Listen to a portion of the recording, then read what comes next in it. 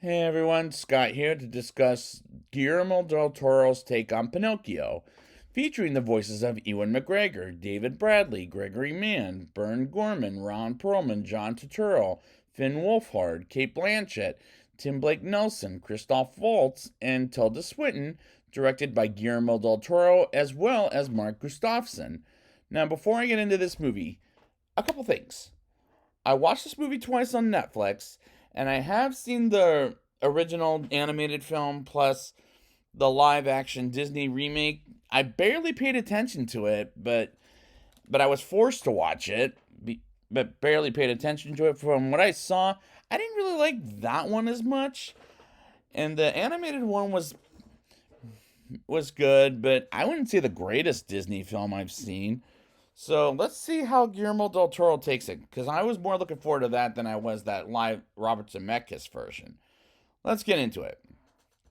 In a claymated version in Italy, we get a narration from Cricket, voiced by Ewan McGregor, about Geppetto, voiced by David Bradley, who played Filch in the Harry Potter films, who lost his son Carlo, and how he made Carlo a puppet for him as Geppetto took Carlo to work at the church with him every single day until one night, with the plane dropping a bomb at the church, one where Carlo was unfortunately killed because he wanted to grab a special pine cone, and Geppetto thinks of him while being an alcoholic every night, while Cricket finds a tree to live in and finish off his novel, while Geppetto chops the tree Cricket happens to live in down to finish off the building, the puppet. And can I just say right now, I love the score from Alexandre Desplat, as it feels very Shape of Water, which is a movie I absolutely love to death. And this claymation is outstanding in this movie. And hopefully this will win the best animated feature at the Oscars and the Golden Globes, because it's that good. I felt so bad for Geppetto when he lost his son and Cricket when Geppetto makes the puppet from his own place to live at. That's how much I cared for these characters. Unlike Del Toro's Oscar buzzed film from last year, Nightmare Alley. Some fireflies go in the puppet after death, voiced by Tilda Swinton, who asks Cricket to watch over the puppet, while Cricket will do his best to watch him, and she'll grant him a wish, as she named the puppet Pinocchio. And the next day comes, Geppetto wakes up and sees Pinocchio talking to him while sounding like his son Carlo. And Pinocchio, voiced by Gregory Mann, is a cheerful little puppet boy, as not a real boy, but a puppet boy, as he sings, and the material is dark as is the story, which I'm okay with, as Guillermo del Toro does it the best way possible, and it works tremendously. Geppetto is afraid of Pinocchio, as he tells him to stay home while he wants to go with him to church, and Cricket tells him to obey, but Pinocchio doesn't want to obey his master nor his guardian, and that sounds like any new kid in general, and as it's very realistic. Pinocchio gets to church and scares the daylights out of the civilians, particularly if he lies, his nose grows, like in the story. And I like the way Del Toro tells the story. And there's this one scene that isn't in this movie that I've seen in the other versions of the story. They get home, but I'll get there later. They get home and get a visit from Podesta, voiced by Ron Perlman, and his son Candlewick, voiced by Finn Wolfhard. And Candlewick drinks hot chocolate with Pinocchio and gets his feet on fire, and Podesta suggests putting him in school. This did feel familiar, but I'm willing to give this movie its story, and the way Del Toro tells it is tremendous.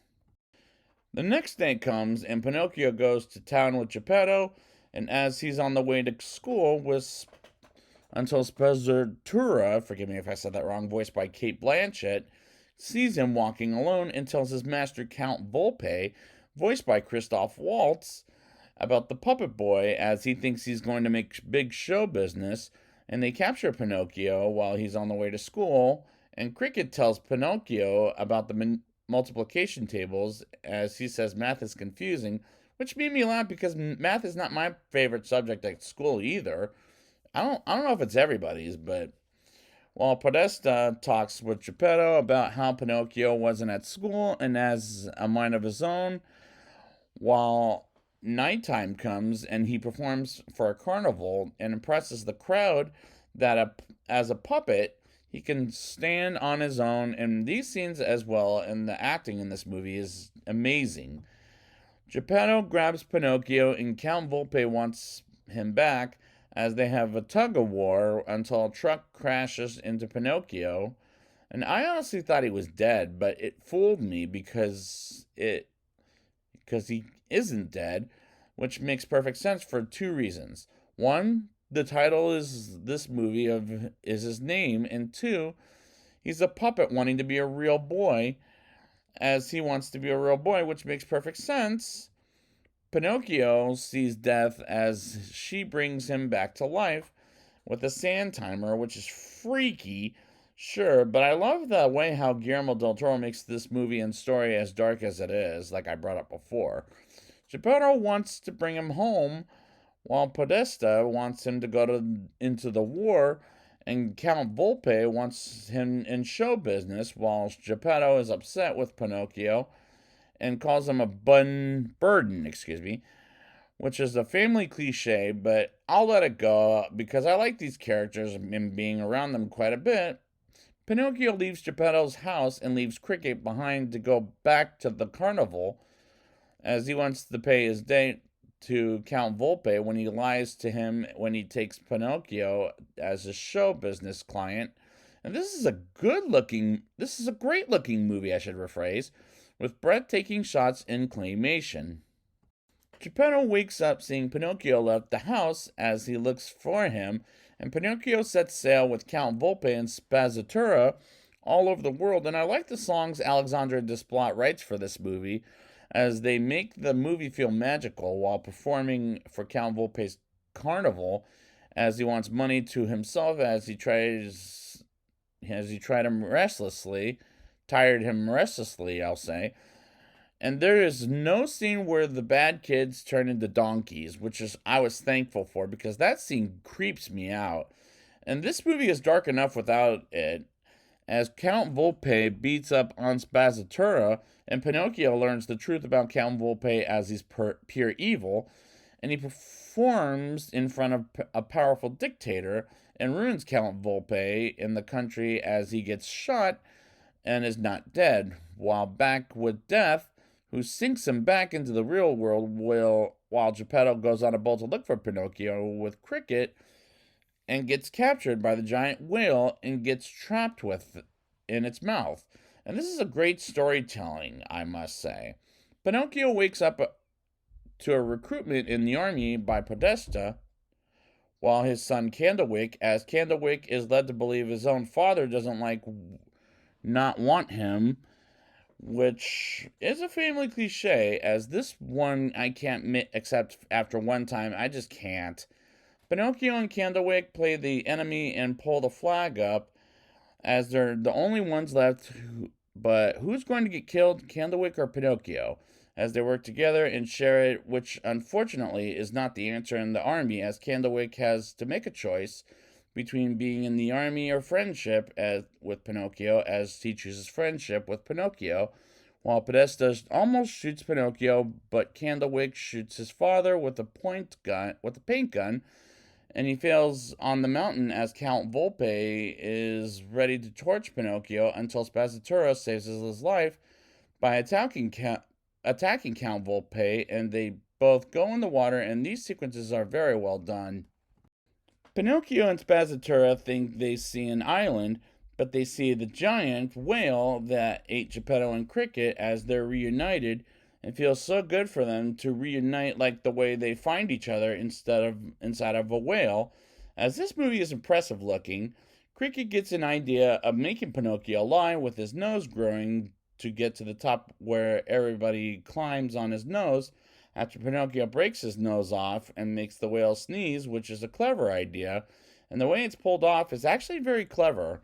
They end up getting out of the whale as Pinocchio is a crumb and on its tooth, while the whale goes for the others as they make it to land with Pinocchio is briefly killed and wants to go back to the living as a mortal and has one more life left, and he comes back to life and saves Geppetto and gets him out of the water, while Cricket and Spazzatura made it out alive, as does Geppetto, and Pinocchio is an ordinary puppet for a brief couple of minutes, while Death comes in and talks with Geppetto and begs Death to come back to life as he comes back as a real boy.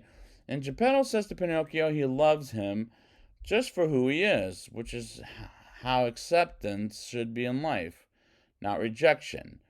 And Geppetto ends up as a crippled man as he aged and passed away, and Cricket died after handing his as he never aged, and Spazzatura grew old, which is sad.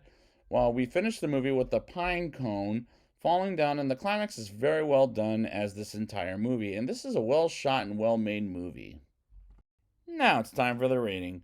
I'll give this movie a 9.0 out of 10.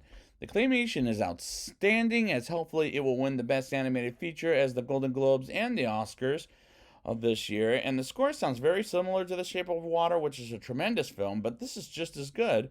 I really cared for these characters, much more than the one Robert Zemeckis did for Disney Plus earlier this year, from what little I saw. And this is a great looking movie with breathtaking claymation, as I enjoy being around these characters. Alexandre Desplat does a great job writing songs that make this and making this music, as he should get an Oscar for this musical performance. And this movie is a tremendous movie, and it's tremendously made. So this is a strong recommendation. So I'd like to thank you guys for coming back with me with Guillermo del Toro. And until he comes up with another film, monsters are beautiful.